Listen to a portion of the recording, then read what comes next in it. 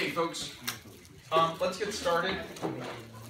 We are, today, what it is that we are going to learn is a topic in AP Calculus called related rates.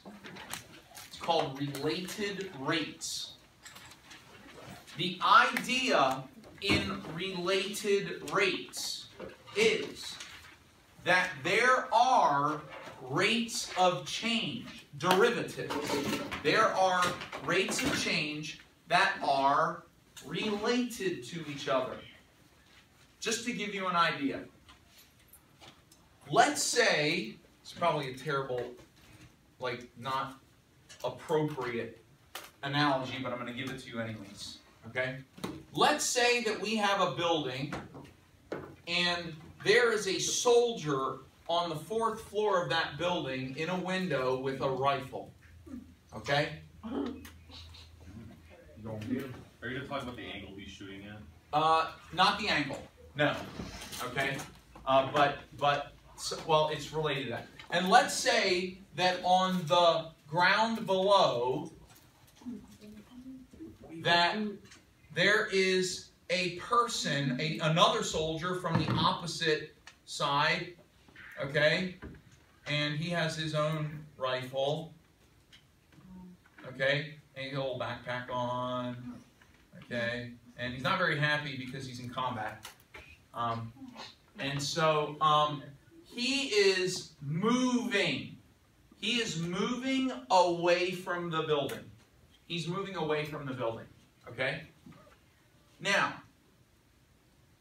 the rate at which he is moving away from the building is a derivative. Okay? When something changes, the rate at which it changes is a derivative, because a derivative is a rate of change, right? So the rate at which I walk through the classroom is a derivative. It's a rate of change. It's the change in my position from there to here over time. Do you understand that? Mm-hmm. 2 people understand that? How many of y'all have been in a physics class before? Yeah. Okay, right? Okay, velocity. What we're going to eventually learn is that velocity itself is a derivative. It's a rate of change. Velocity is the rate, it's distance over time. Right? And that's correct. So acceleration itself is also a derivative. Okay? So, this soldier is walking, running, whatever. I guess he's running if the guy is if he knows that the sniper is there. Okay. So this guy is moving this direction, and let's call the distance between him and the building. We'll call that distance A. Let's call it A. So the rate at which he is moving away from this building is dA dt. It's the distance of A over time. Are we okay with that? Yes. Okay. There's another distance that is changing as he moves. It is the straight line distance between the sniper and his target. That distance, if we were to say that this was a right angle here, would be a hypotenuse, which we could call C. And so the rate at which this guy is moving away from the sniper is also changing, the distance that he is from the sniper is changing. Therefore, the distance between him and the sniper that has a rate of change, dC dt.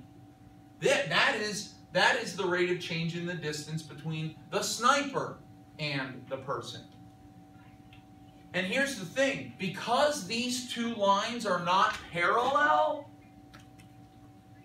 the rate at which the man is moving away from the building is different from the rate at which he's moving away from the sniper. Those rates of change are different. But guess what? They are related to each other. That's right. They are related to each other. And these are precisely the kinds of questions that we are about to answer, the kinds of questions that we can answer using calculus. And this is real life. This is the sort of thing where it's like, okay, if the satellite is moving around the Earth in this pattern at this particular velocity, and we want our rocket to intercept that satellite, at what rate does our rocket need to be moving in this particular direction to intercept the satellite that is moving at this speed? Do you see what I'm saying? So those two rates would be related to each other in what we call a related rates problem. Let's think of another situation here real quick before we actually do some. If we have a circle, what do all circles have? Give me a couple things that all circles have. They all have a radius. No, that's true, but I want to know what they do have. That was good. A circumference, a radius, and diameter. One more thing. Area. All circles have a radius, a diameter, a circumference, and an area, right? Okay? Radius, diameter is equal to 2 times radius, circumference is equal to 2 pi r radius, and area is equal to pi r squared. If this circle was to grow, the radius would get larger. Am I right? Yes. And the rate at which the radius grows would affect the rate at which the diameter grows, the rate at which the circumference grows, the rate at which the area grows. Because the area is related to the radius. The area is related to the radius. Therefore, the rate of change in the area will be related to the rate of change in the radius. We would have two rates of change, two derivatives that are related to each other, hence related rates. Are we doing okay? And I'm going to show you how to solve related rates problems. And the reason we're going to start with geometry is because many of the real life problems that we solve with related rates involve some sort of geometric figure. Okay? Did anybody have a math teacher last year? If you had Dr. Russell, he probably told you when you're dealing with a word problem, the first thing you do is you draw a diagram. Yeah. A lot of times drawing the diagram involves you got a circle or a square or a triangle or something in there, right? So, so that's what we're going to deal with. All right, so here's what we're going to start with. I'm going to give you a problem set of 12 problems here. Okay, everybody's going to get 1, 2, 3, and 4. Y'all see how I feel. 5, 6 on each. 1, 2, 3, 4, 6. Oh, thank you. Yeah, hang on. I got a Christmas tie on. I do love it. Yeah. Did you notice I wore your tie the other day? You didn't notice? Yeah, that's okay. I'll wear it again. Which one did you? Which one was that? Christmas tie. The big candy. All right, ready? No way, that's so stop. Oh. That is killing my It'll stop in a few more seconds. That's so crazy. Yeah, isn't that weird? Yeah, isn't Rudolph supposed to be up here? Although, you know what? They kind of all have red noses, so. Yeah. Okay. It'll stop in just a minute. Well, probably. Yeah, it goes way longer than, there it goes. It goes way longer than it needs to. Okay, so, here's what I'm going to show you. Related rates problems. Let's just read the first one together, okay? Let's just read it together. Then I'm going to give you a 7-step procedure that you can apply in almost every circumstance to solve any related rates problem, okay? So the question says this: the radius of a circle is growing at the rate of 3 feet per minute. At what rate is the area of the circle growing when the radius of the circle is 7 feet? Okay?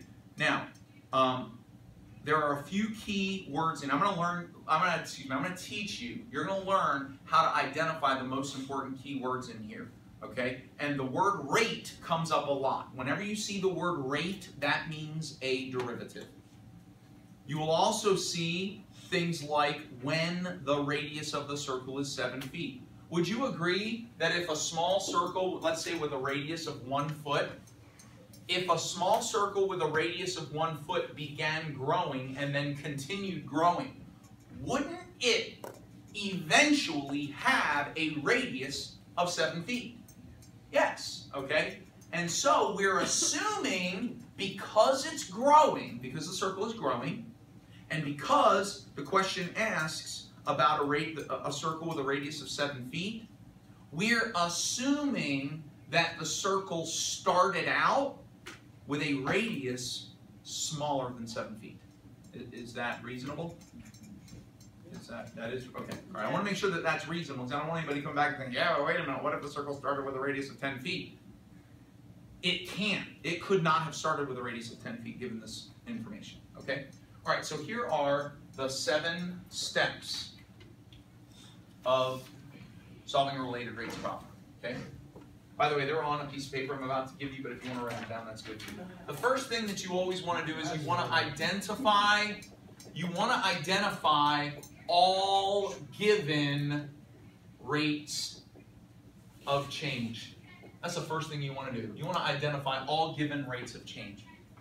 Now, in this first problem, did they tell us a rate of change? Yeah, 3 feet. What? Right, 3 feet per minute. What is changing at 3 feet per minute? The radius. Okay, so the radius has a distance in feet, correct? And then it says per minute. So what must it be changing over? Over time. The distance is changing over time. Therefore, the output variable is radius, and the input variable is time. So, our derivative that they're giving us is dr dt. Let it sink in. Does this make sense? Yeah. Okay? And what is dr dt? The distance. Well, right, but what I mean is, in this particular problem, what is dr dt? 3 feet per minute. So dr dt is 3. And you can put feet per minute if you want. In the answer, you should definitely put feet per minute. Okay, but we'll say, so the dr dt is 3 feet per minute. 3 feet per minute. Now, why did we put 3 feet per minute, and why did we not put negative 3 feet per minute? Are we assuming it's always going to be positive? No, because this time it's saying that it's growing. It's growing. We would only put negative 3 if the radius was shrinking, if the circle was shrinking. Okay? So, we are given the rate of change in the radius. That's step 1. Step 2. Step 2 is to identify the unknown rate of change. Identify, and I'll tell you what I mean by that in just a second. Identify the unknown rate of change. All of these questions always ask, if this is changing at this rate, then at what rate is this other thing changing? That's how these questions always go like that. They always ask, at what rate is this other thing changing? The thing that they're asking about in the question is what I call the unknown rate of change. So what is this question asking about? It says, so let's read it again. Radius of a circle growing at the rate of 3 feet per minute. At what rate is the area of the circle growing? So what rate of change are they asking about? The rate of change in the area over time, right? Okay? Can somebody think of a derivative? What can we use to represent the area as a derivative of time? Or the derivative of the area over time? dAdt. So, we will have finished the question. we will have answered the question when we have identified dA dt. They told us what dr dt is. They want us to find out what dA dt is. How are we doing so far? Okay, good. Then I've done a good job of organizing. Okay, good. All right, the third step, step 3. The next thing you want to do is you want to identify some kind of function or formula. Identify some formula. Everybody okay? Oh, yeah. Identify some formula that relates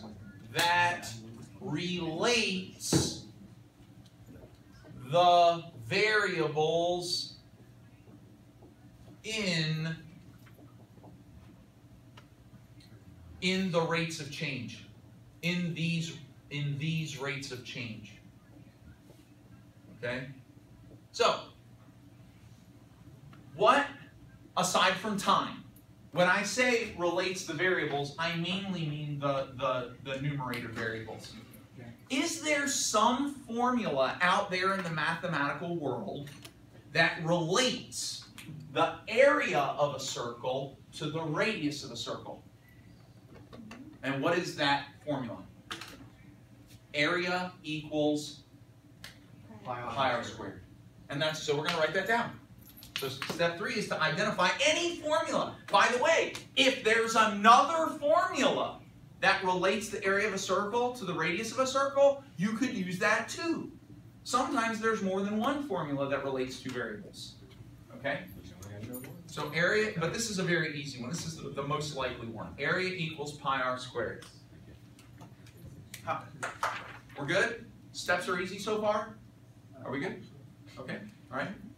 Step 4. Step 4. Plug in values. Now, we're actually not going to do step 4. Step 4 is going to be an optional step.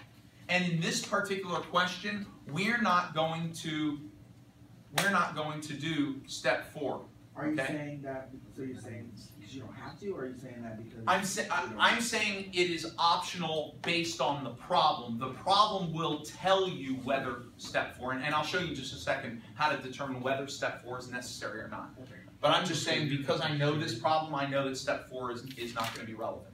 But step 4 is plug in values. Do you guys know what I mean by plug in?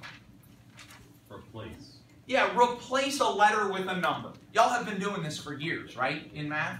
Replacing a variable with a specific number, okay? That's what I mean by plug in.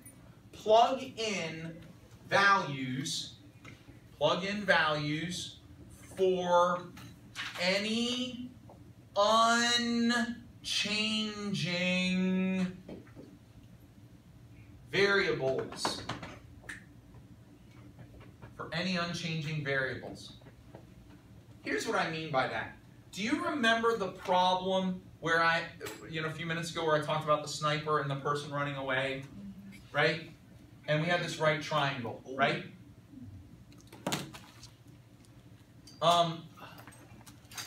In this problem, I used a triangle, right, to understand this relationship. Was the distance between the soldier and the building, was that changing? Yes. It was, because he was walking away from it, right? So this leg was changing. Was the hypotenuse changing? Yes. Yes, because the distance between the sniper and the soldier was changing. Was the height of the sniper in the building changing? No. No. It was a constant. It was a constant. And when that happens, before you do step 5, you should plug in that known value. We know that he was on the fourth floor of a building. So let's say he was 35 feet. 32. What did you I suggest? said 40. 40, sure. 40 feet high. Okay? So he was 40 feet off the ground. And it wasn't changing. So what would the derivative, or what would the rate of change in that height be? 0. Why would it be 0? Because it's not growing. Because it's not changing. Any constant has a derivative of 0. Anything that's not changing has a derivative of 0. Therefore, we plug in a number for it, because in a minute we're going to do a derivative. And when we do that derivative, the thing that's not changing should then become 0. Does that make sense? Okay, good. Excellent. All right, so in this case, how many variables do we have in our formula? How many variables? 2. Yeah, 2 variables, right? Pi is not a variable. We're good with that, right? So there's 2 variables. What are the 2 variables? A and R. Are they both changing, or is one of them not changing? They're both changing. Yeah, they both actually have to be changing, right? It's actually not possible for the radius to change and for the area to not change. And if the area is changing, then the radius is most definitely changing, right? So in this is why I'm saying in this particular problem, we're not gonna do step 4 because we don't have any variables that aren't changing. They're all changing. They're both changing. Does that make sense? But if you had a problem, and there will be some, if you had a problem where one of the variables was not changing, like if you had a problem where the hypotenuse of a triangle was not changing, you would go ahead and plug in the length of the hypotenuse before you do step 5. Okay. Are we good? Yep. All right, step 5. Find the derivative of the modified formula. See, it's modified if you had to do something in step 4. Okay? So find the derivative of the formula. Find the derivative of the formula with respect to t, with respect to time. Okay? What that means is d dt all the terms. You guys remember doing this the other day? So here's what we have to do. We have to d dt this, and we have to d dt this. Isn't this one term right here? There's no pluses or minuses. If there's a plus or minus in here somewhere, then we'd have other terms to d dt. We have to do the derivative of the entire formula with respect to t. Now, based on what we did the other day, implicit differentiation, what is d dt of a? dAdt. You know why that's comforting? Because it's familiar. Isn't that what we're trying to solve for? Yes. So aren't we now happy that we have discovered the variable that we're trying to solve for? Right? So do the derivative of this, we get dAdt equals, what is the derivative of pi r squared? What is the derivative of pi r squared? 2r is going to be in there. Yep. What's that? Yes, and what is the circumference? 2 pi r. 2 pi r. Okay, let's think about this for a second. Look. This is a polynomial. What if instead of saying 2 pi r squared, what if it said 3x squared? What would the derivative of 3x squared be? 6x. It would be 6x, right? Because you would multiply the power times the coefficient and then reduce the power by 1. So technically the coefficient of this is pi r, so that'd be 2 pi. Not pi, no, the coefficient is just pi, and the variable is r. There we go. 2 pi. So we're going to multiply the 2 times the coefficient, 2 times pi. We're going to put the r, and then we're going to reduce the power by 1. So it's going to become just r to the first power, or just r, right? Now we're not quite done yet, because we're not doing the derivative with respect to r, we're doing the derivative with respect to t. So think back to Tuesday. Implicit differentiation. What do I have to do when I do the derivative of something? I have to put what? D over dt, but not just d over dt. dr dt. Remember when we do the derivative of a letter that's not this letter, we have to slap on a d this, d that? Do you remember that? Yeah. So we have to put on a dr dt, which is also kind of cool, given what? We already have that. That we know what dr dt is. Isn't that nice? Okay. Now, we have a derivative. That was the hardest part of the whole problem, was finding the derivative. One of the reasons why I don't understand why people think these are... Usually the most difficult part of the problem is step 3. A lot of people have a hard time identifying the formula that they're dealing with. All right, step 6. All right, this is an easy one. Plug in all given and implied values. Now, when I say implied, I mean this. Sometimes you won't be told the value of one of the variables that you need, but you will be given enough information in the problem to find that value. And that usually happens with triangles. Like if they give you the length of the hypotenuse and they give you the length of one of the legs of a right triangle, how could you find the length of the other leg? With the Pythagorean theorem. There you go. In which case they didn't tell you, but they did imply that you could find that value. Okay? And then what you're going to do is you're going to plug in all given and implied values and solve. Now, here's the deal. On this step, on step 6, you have to look at your derivative. Okay? You have to look at the derivative, and here's what you have to think. Which one am I solving for? Which one are we solving for? dAdt. How many more variables are there? It's actually 2 more. No, look. There's r, right? dr dt is also a variable. If I am solving for this one, I must have a value for all the others. But I thought we already knew what dr dt is. Right, so we're just going to plug in. Step 6 says just plug in everything you already know. I'm sorry, that's what I meant is how many other variables are there? See, here's the thing is, we know this, right? Yeah. We also know this, it's given to us in the problem. But here's the thing is, what if, don't freak out, what if there were 5 that we needed and 1 we're solving for? What if there's 6 variables? What if there's an A, a B, a C, a dA dt, a dB dt, and a dC dt? That's 6, right? That's 3 rates of change and 3 variables. And we're solving for dC dt. We need to plug in 5 different numbers. If we only know 4 of them, we have to find the 5th. That one must be implied. Does that make sense? Yep. But in this particular case, they're all given to us. We need 2. So, in this problem for step 6, dA dt. Okay, actually solve is step 7. I'm going to leave solve off here. Just plug in step 7 to solve.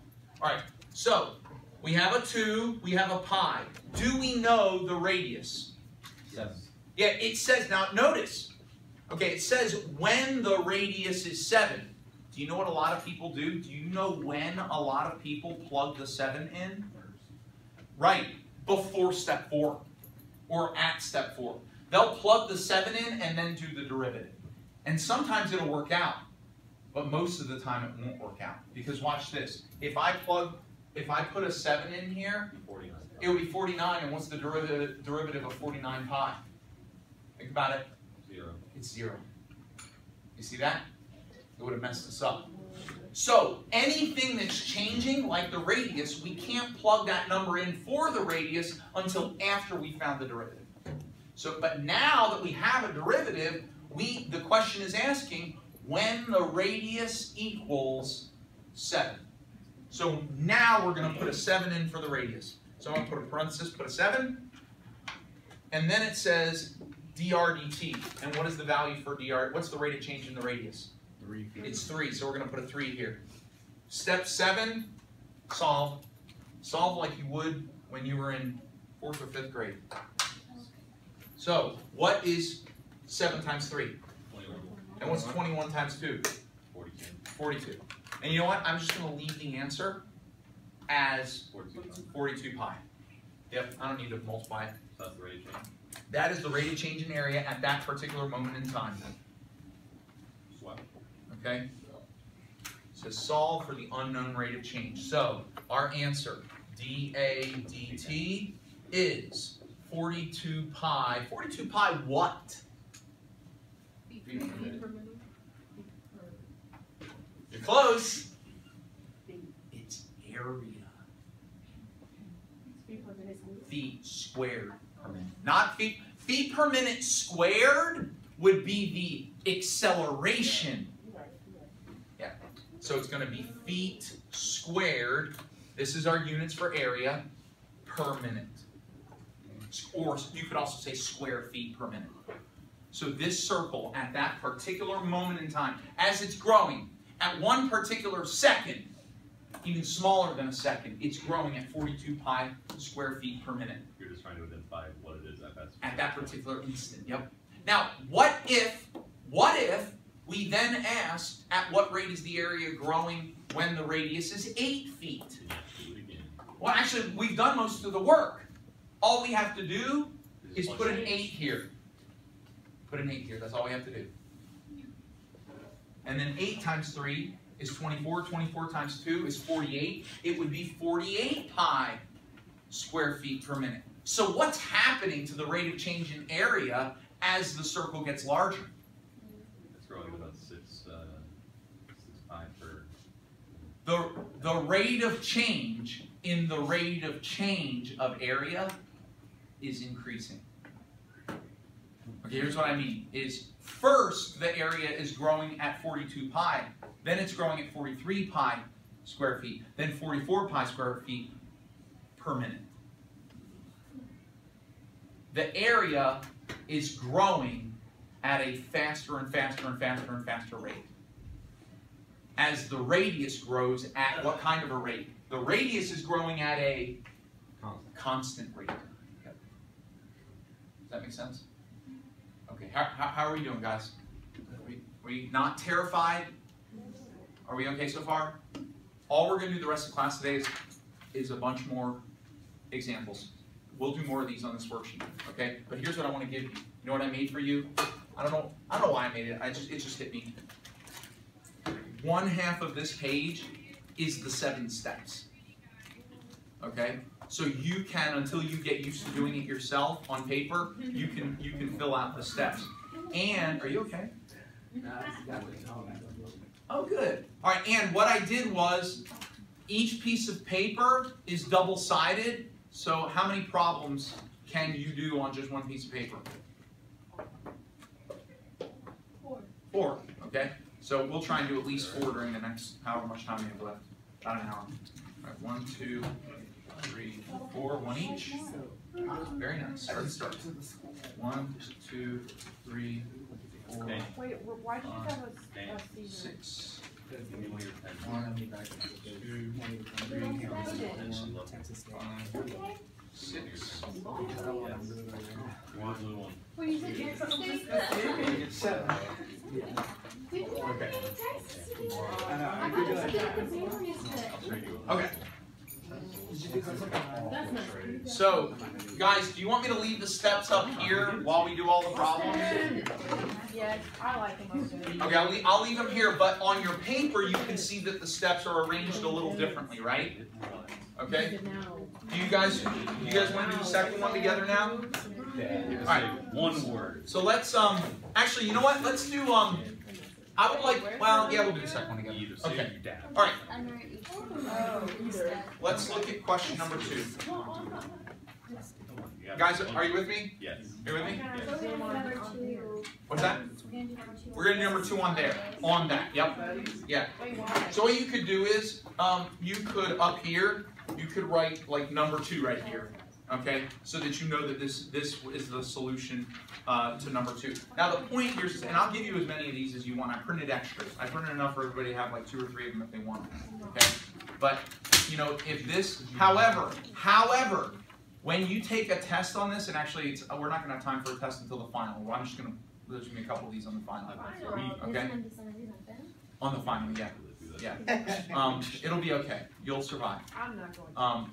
But you will. So is everything I'm outside gonna of have the an Say again? Is everything outside of This is it. This is the end. Yes. Okay. This is the end. And we're going to review for at least a couple days, at least a few days. Okay. You know what's good? Yes! Guys, Alex just said something very interesting. He said that the area, the rate of change in the area of a circle is its circumference. Actually, you said that before too, didn't you? Yes. Do you know why that is? Because the way a circle grows is outward. Yep. Is based on its circumference. You just expand its circumference. You accumulate circumference. Whoa. I made that up. Actually, somebody else made it up yesterday. You accumulate circumferences onto the outside of the circle, and the circle's area grows. Yes. Can I stay after school to take one of the 5-minute quizzes? I will be here today, yes. Yep. Okay, so, are y'all ready? Listen, I want all of you to do this on your own, and then I'll do it. So I'll give you a 30-second head start, then I'll do it. We're going to do step 1 together. The question says, this is question number 2, and it says, the area of a circle is growing at the rate of 10 square inches per second. Then it says, you can do it on there. Oh, okay. Listen, I gave you this to help you. Okay, but if you want to, you know how I'm going to do it? I haven't made the key yet. When I make the key, this is what the key is going to look like. There's going to be a 1 with a circle with step 1. There's going to be a 2 with a circle, step 2. A 3 with a circle, a 4 with a circle, a 5 with a circle. That way you can follow through my procedure with the 7 steps. Okay. Does that make sense? I got it. Okay, so question 2, it says the area of a circle is growing at the rate of 10 square inches per second. At what rate is the radius of the circle growing when the circumference of the circle is 35 inches? Okay, step 1, I'm going to give you 20 seconds or so. Identify all given rates of change. Go. You do it for yourself. See if you can you figure out what rate of change is given in the problem. You were given a rate of change in this problem. Do you know what that rate of change is? Probably not. You can, because it has the word rate in it. All right, what rate of change is given us? What are we given? Right, but I need a derivative first. I need a dAdt. They gave us dAdt. They gave us the rate of change in area over time. And what is the rate of change in area over time? 10 square feet, or it's inches, sorry. Thank you. Square inches per second. 10 square inches per second. Okay? All right, step 2, identify the unknown rate of change.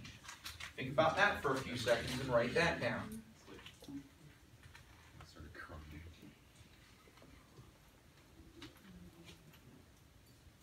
What is the unknown rate of change? The RDT. The RDT. They are asking us, at what rate is the radius changing? Okay? What was that? You're okay? All right. All right, step 3. Identify a formula that relates these variables. Anybody think of a formula? Same one, right? Area equals same one we did in question number 1. What formula relates the area of a circle with the radius of an area? Or is there a radius of a circle? Sorry. So area equals pi r squared. Step 4, plug in values for any unchanging variables. Are any of these variables not changing? No. Nope, they're all changing. Well, these variables, we're not, when we do step 4, we're not referring to the rates of change up here. We are referring to the formula that we came up with. All right, step 5. Find the derivative of the formula with respect to t, meaning d dt, all the terms. It's circumference. That's right. Well, what's the first thing you have to write, though? Oh, you have to write a d a dt, that's the derivative of a. dA dt is equal to, and then you said the circumference, right? So it'd be Which is 2 pi r 2 pi r dr dt. dr dt. Are you okay? Want me to dab too? I do too. Now, Man, we're almost done. You can't make that. That was step 5. Because I'll just stick with you. Step 6, plug in all given and implied values. What were we given? Sorry. Oh, wait, do you want to do it real quick and then I'll? No, Yes. Okay. no, I don't. Just be, you want me to do it? Do it for me. All right, well, you tell me one thing that we're given. Please. We're given the circumference, aren't we? So, you know what I could do? I could take the circumference that was given to me and solve for the radius, right? You could. That would be an implied value, right? Except there's a shortcut here. Can't we just take out 2 pi r entirely and put in what they gave us as the circumference, which is what? 35. So in place of 2 pi r, we can just put in a 35, right? So I wouldn't like look at the circumference part of it until I get to like step 5. Yes. Yeah. Or you could say that 2 pi r is equal to 35. Divide by 2 pi and get radius equals 35 over 2 pi. So radius is equal to 35 over 2 pi. Then I could plug 35 over 2 pi in for r here. And I would have 35 over 2 pi times 2 pi. And what would happen here? They would cancel out and I'd have 35. Did I do that too fast? So whenever you get Yes. so basically whenever you get circumference, you can just plug it in for the 2 pi. Got it. There we go. Isn't that awesome? Yes. Awesome, Okay, so awesome. on step 5, Simple. why did you use dA over dt when we already found that out? Okay, because, hang on a second, let me rewrite this. 2 pi r dr dt. Because we don't know dr dt. We are going to use the value of dA dt to find dr dt. Does that make sense? I mean, like in the other one, Well, we were trying to solve for dA dt, and we used dr dt. Well, you can try to solve it. Yeah, but we didn't know what we didn't know what dA dt was. See, here's the thing. The only way that we can use this rate of change to find this rate of change is to somehow or another get a derivative that includes this and this.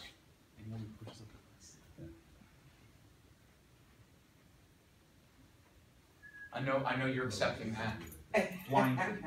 But here's what I'm saying. Are you suggesting that I not do the derivative of this?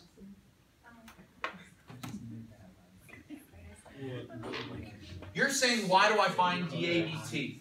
Because I need somewhere to plug this in.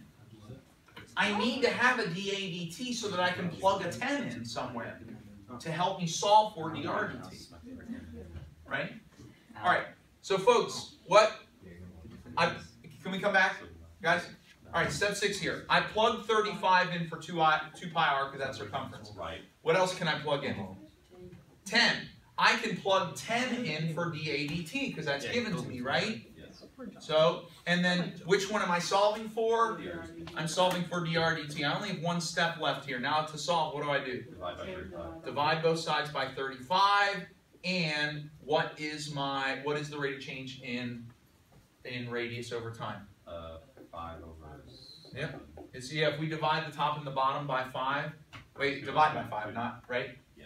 So 10 divided by 5 is 2 and then 7. So it's 2 over 7, 2/7. What's my units? Feet.